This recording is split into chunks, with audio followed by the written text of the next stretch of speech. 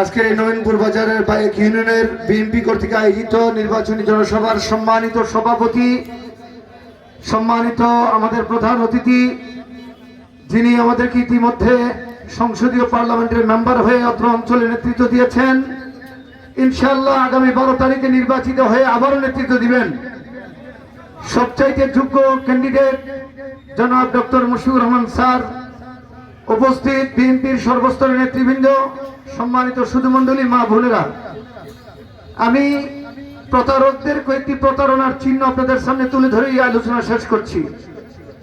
জামাত ইসলাম প্রতিষ্ঠিত হয়েছে 1941 সালে।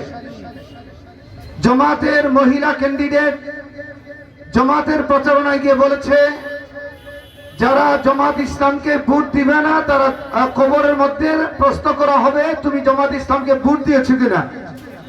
যদি জামাত ইসলামকে ভোট দিয়ে না থাকো তাহলে ঠিকানা হবে জাহান্নাম। আমি প্রশ্ন করি, 1941 সালের আগে কি সবাই জাহান্নামে ছিল? কথা বলেন না ভাই। এবার আপনারা বলেন, জান্নাত জাহান্নামের ফয়সালা কার হাতে? বল না, কার হাতে? ইমানদারদেরকে জান্নাত দিবেন এই ঘোষণা কার? আমাদের ইমান আছে না নাই? বিএনপির ভাইরা মুসলমান কি মুসলমান না?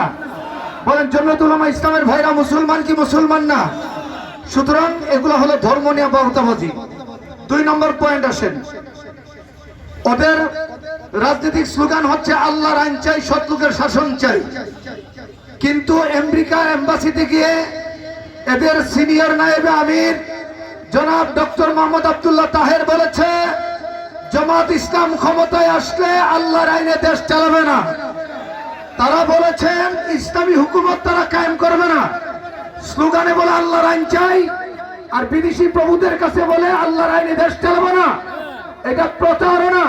আর হাদিসে রাসূল বলেন, মান গাশশানা ফালাইসা মিন্না, যারা প্রতারণা করে তারা আমার উম্মত নয়।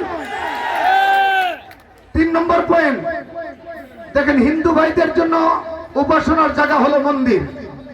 তারা মূর্তি পূজা করে, আমরা ওখানে বাধা দেই না। সাম্প্রদায়িক সম্প্রীতির পক্ষে বাংলাদেশে অবস্থান সর্বপ্রথম সৃষ্টি করেছে বিএনপি।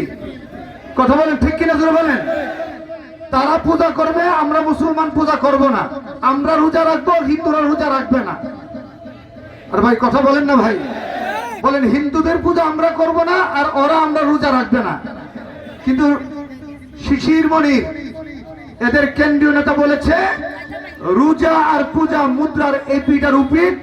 উলামায়ে কেরাম বলেন, আহলে ফুকাহাগণ বলেন, ইসলামী আইন বিশেষজ্ঞরা বলেন, যারা কুফরের সাথে ইমানের রোজাকে তুলনা করে তারা বেঈমান, তাতে কোনো সন্দেহ নাই। সুতরাং বাংলাদেশে রোজা পূজা মার্কা ইসলাম চলবে না, বাংলাদেশে চলবে মদিনার ইসলাম। সর্বশেষ কথা, বাংলাদেশে ইসলামী রাজনীতির অনুমোদনদাতা হলো শহীদ প্রেসিডেন্ট জিয়াউর রহমান সাহেব। কথা বলেন, ঠিক কিনা জোরে বলেন।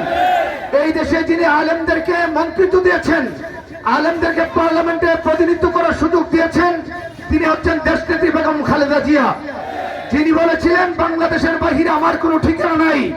সুতরাং ইসলামের পক্ষের শক্তি বিএনপি,